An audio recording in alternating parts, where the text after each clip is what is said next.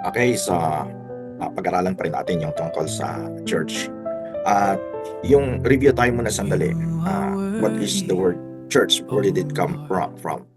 Ano ba yung, saan ba galing yung word na church? Mr. J. Ecclesia. Ecclesia. Okay, the Greek word ecclesia. Ecclesia is what? Ecclesia is what? What does it mean, Sister J? Ecclesia, called out assembly Okay, who tama. are Yes. Kapag New Testament church, it means what? Anong definition natin sa New Testament church?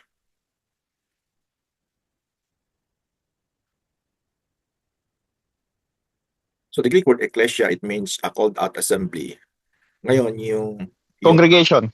yes, the word ecclesia is also translated as congregation.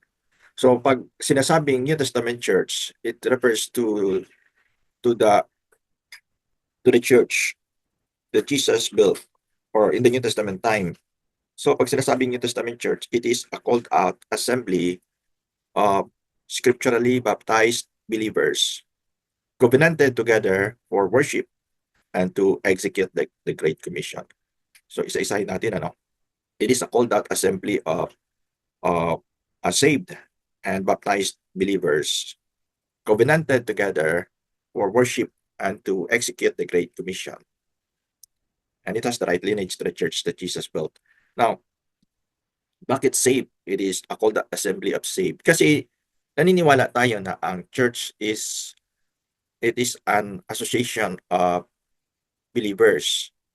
Ang mga members ng church dapat saved or born again or regenerated. We believe in regenerated church membership. Ang opposite nito, yung may mga naniniwala na kahit hindi pa nakaunawa o hindi pa na born again ay ginawa ng member ng church. Yun yung nangyayari sa tinatawag na baptizing infants na naging member sila ng church na hindi pa sila nakakaunawa. Kasi ang church, since it is a voluntary association of believers, at mahalaga yung tinatawag na freedom of choice or free will ng tao kasi lahat naman ay binigyan ng Panginoon ng freedom of choice. Meron tayong free will. So, ang tao, kinakailangan magdesisyon muna. So, ang requirement nito bago maging member ng church is dapat siya ay saved muna. Paano ba siya na-save? Siya ay tumanggap kay Jesus as Lord and Savior. So, hindi tayo naniniwala na yung church membership ang means para ang tao ma-saved. Kasi naniniwala tayo na si Jesus lang ang tagapagligtas. So, a person is saved kahit wala siya sa church, basta kahit hindi pa siya nabaptized, hindi pa siya member ng church, basta siya ay tumanggap kay Jesus as Lord and Savior. At yan ay makikita natin sa John 1:12, but as many as received Him, to them gave He power to become the sons of God, even to them that believed on His name. So lahat ng tumanggap kay Jesus ay binigyan ng karapatan maging anak ng Diyos. So everyone who receives the Lord becomes a child of God. By faith, when he receives Christ by faith, pag siya ay nanampalataya at makikita natin sa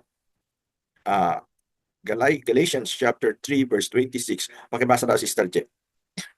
Galatians chapter 3 verse 26.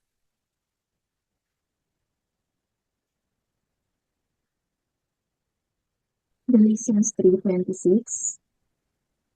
For you are all sons of God through faith in Christ Jesus. Pakiulit daw, Sister Je. Galatians 3:26. For you are all sons of God through faith in Christ Jesus. Okay, so we are God's children to faith. So, sa magitan ng pananampalataya, tayo naging anak ng Panginoon and every child of God is part of His family. So, merong family of God. Na yung family of God, kahit walang pagtitipon, kahit walang assembly, kahit hindi siya naging member sa assembly o sa church, pero kung tumanggap siya kay Jesus, he is a child of God. He belongs to the family of God. So, ang definition ng family of God, it is composed of all the saved. Lahat ng ligtas ay member ng family of God. So kahit nasa loob ng church o wala, basta siya ay tumanggap kay Jesus, he is a child of God, a member of God's family. Pero ang New Testament church nagsimula lang sa kay Jesus, panahon ni Jesus, doon lang nagsimula ang New Testament church. Kasi kung makikita natin sa Matthew chapter 16 verse 18, pakibasa na Brad Will. Matthew chapter 16 verse 18. Matthew chapter 16, verse 18. And I say also unto thee, that thou art Peter, and upon this rock I will build my church, and the gates of hell shall not prevail against it. Okay, sabi ni Jesus, I will build my church. So kung ang tinutukoy niya sa church ay yung lahat ng manampalataya, marami na kasing manampalataya, panahon pa sa Old Testament. So kung yun ang itatayo niya, hindi kinakailangan itayo niya kung ang definition ng church is all the same. So hindi yun siya tumutukoy sa family of God. Kasi marami ang mga saved kahit sa Old Testament. They are members of the family of God. So, si Jesus, sabi niya, I will build my church. Sabi niya, I will build my church. So, nung sinabi niya may church, he does not mean a universal church. He does not mean an invisible church. He meant a local, visible assembly, a congregation. Yun ang kanyang tinutukoy na church. Kasi kung ang itatayo niya ay invisible, kung ang itatayo niya ay universal invisible, magiging useless yun. Walang function. So,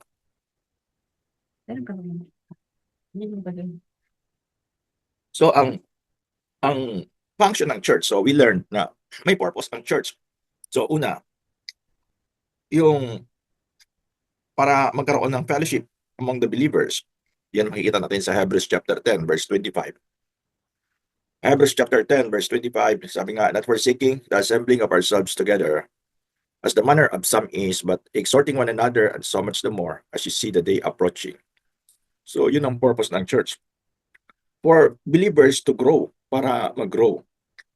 Pero hindi lang yan ang purpose ng church, kundi it is a custodian of the truth. It is a custodian of the gospel para maingatan ang teachings, ang iniwan ng ating Panginoon. Tingnan natin sa Jude verse 3. Pakibasa na Brad Will sa Jude verse 3.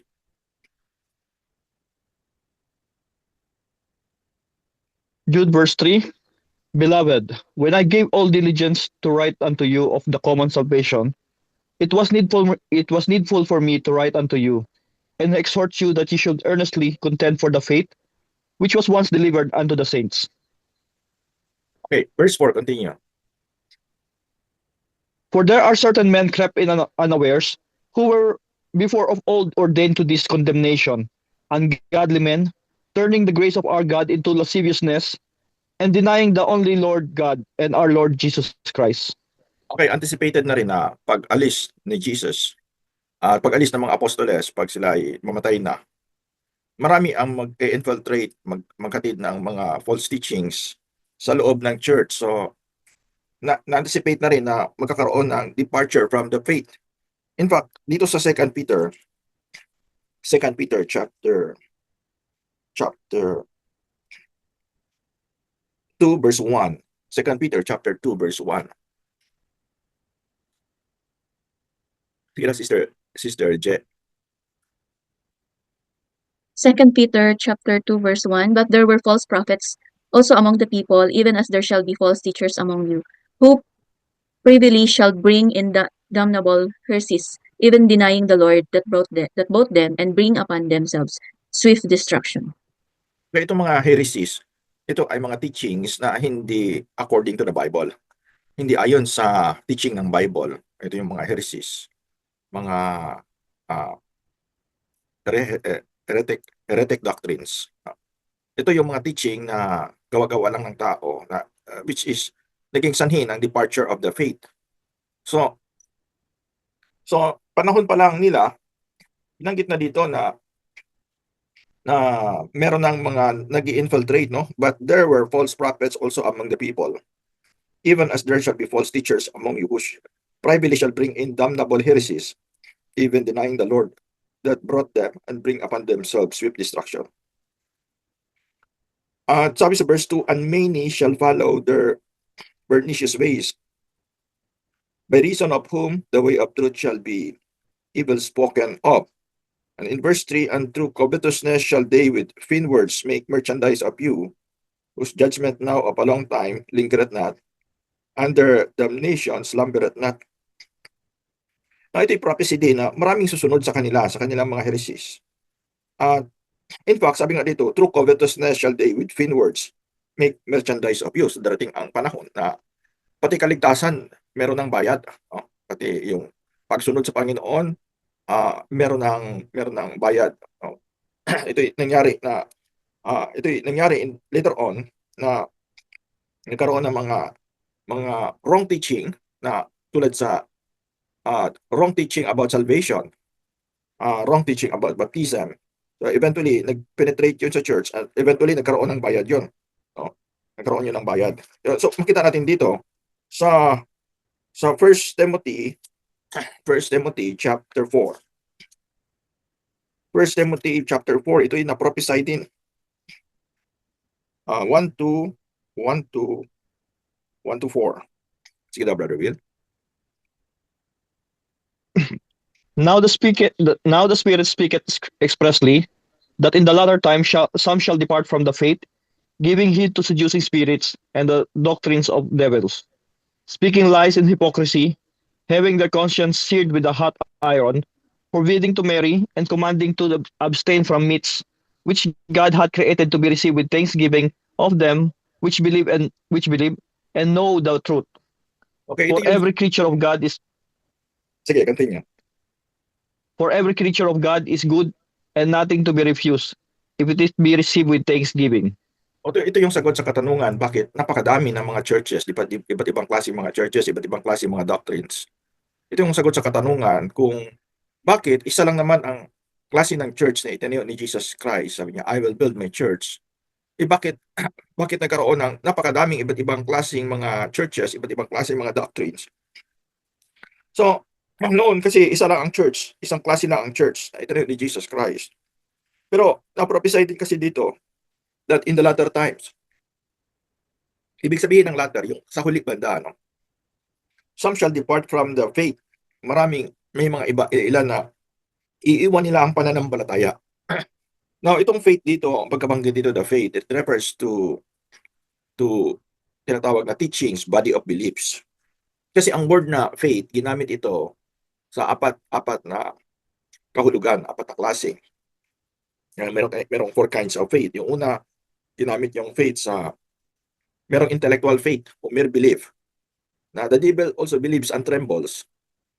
Meron siyang faith pero hindi totoo.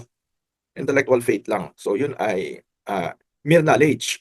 Pangalawa, itong faith, yung pagtanggap kay Jesus, yung pananalig kay Jesus as Savior, yun yung pangalawa, yung tinanggap mo si Jesus by faith.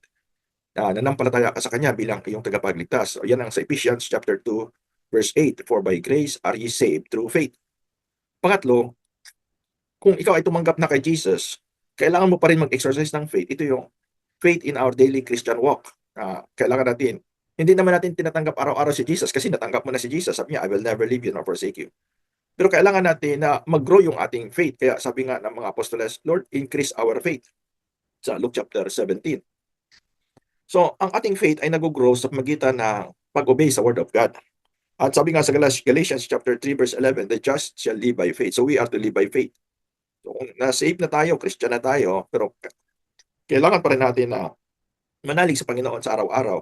Hindi yung pagtanggap kay Jesus sa araw-araw kasi natanggap mo na si Jesus. So, one-time event lang yun. Kapag natanggap mo na si Jesus, sabi niya, I will never leave you nor forsake you. So, itong pang-apat na klaseng faith, ito yung system of doctrines and beliefs. Ito yung body of teachings. Pag sabi sa Jude, verse 3, content for the faith, ipaglaban mo yung pananampalataya. It refers to the body of beliefs o the teachings. Fight the good fight of faith. Pag sinabi dito, in the latter time, some shall depart from the faith. Ibig sabihin, merong mga taong iiwanan nila ang pananampalataya, yung mga katuruan, mga teachings, iiwanan nila ang pananampalataya, giving heed to seducing spirits and doctrines of devils. So, alam natin na si Jesus ay nagtayo siya ng isang klaseng church. Kung mag-multiply man yun, kung dadami, pero wala sa plano ng Panginoon na magtayo siya ng denominations, different kinds of churches, with different founders. Hindi yun ang plano ng Panginoon. So, ang plano ng Panginoon is nagtayo siya ng church. Pero kung dadami yun, it is the same kind of churches. Kaya sabi niya, you are Peter, upon this rock I will build my church. So yun ay sa New Testament time. Panahon sa earthly ministry ng ating Panginoong Jesus. So, bago siya nagtayo, merong pinadala. Sino yung pinadala? Si John. Okay, si John the Baptist. John 1:12, John 1:6, I mean. There was a man sent from God whose name was John. At siya ay, ang gawain niya is to prepare the people for the Lord, to prepare the way of the Lord. So, okay, so, malapit na yung time natin, no? So, summarize na lang natin. Anyway, i-continue natin yung topic natin. Pero makita natin na si John the Baptist ay nag-prepare ng mga tao para sa ministry ni Jesus. And then, siya ang nagbaptize sa mga tao na mga sumampalataya at nagsisi sa kanilang mga kasalanan. Makita natin sa Matthew chapter 3, verse 5 and 6. Simulan natin sa verses 1 and then jump sa 5 and 6. Sige daw, Sister Je. Matthew 3, verse 1, In those days came John the Baptist, preaching in the wilderness of Judea. And verse 5 and 6, Then went out to him Jerusalem and all Judea and all the region round about Jordan, and were baptized of him in Jordan, confessing their sins. Okay, sa verse 2, makita natin na nag-preach siya ng repentance. Repent ye, for the kingdom of heaven is at hand, at yung mga nagsisi ay kanyang binaptize. At nung nabaptize na sila, sa verse 13, lumapit si Jesus para din magpabaptize sa kanya. Pakibasa daw, Brother Will, verse 13. Verse 13. Then cometh Jesus from Galilee to Jordan unto John to be baptized of him. Okay, so si John the Baptist, he was the one who baptized the Lord Jesus. And he was the one who baptized all the apostles. Kasi itong mga nabaptize ni John, sila yung itinuro niya kay Jesus. Makita natin sa John chapter 1 verse 29. John chapter 1 verse 29. Okay, pakibasa daw. The next day John seeth Jesus coming unto him, and saith, Behold the Lamb of God, which taketh away the sin of the world.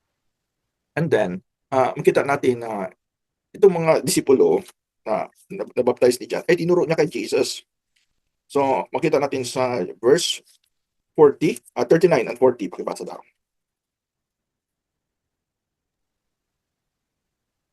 He said unto them, Come and see. They came and saw where he dwelt, and abode with him that day, for it was about the 10th hour. One of the two which heard John speak and followed him was Andrew, Simon Peter's brother. Okay. So, makita natin dito sa simula sa verse 38, verse 37, and verse 36, and looking upon Jesus as he walked, he said, Behold the Lamb of God. Verse 37, and the two disciples heard him speak, and they followed Jesus. So, itong two disciples, nalaman natin na ito sila ay one of the two which heard John speak. And followed him was Andrew, Simon Peter's brother. He first findeth his own brother Simon and said unto him, We have found the Messiah, which is being interpreted of Christ. So, the same people na makikita natin sa Matthew chapter 4 na tinawag ni Jesus, they were the same people. So, he called them out and then assembled them. Nagkaroon sila ng samahan ng mga baptized believers. Tingnan natin sa Acts chapter 1. Acts chapter 1 verse 21. Na itong samahan nila ay nagsimula after they were baptized by John.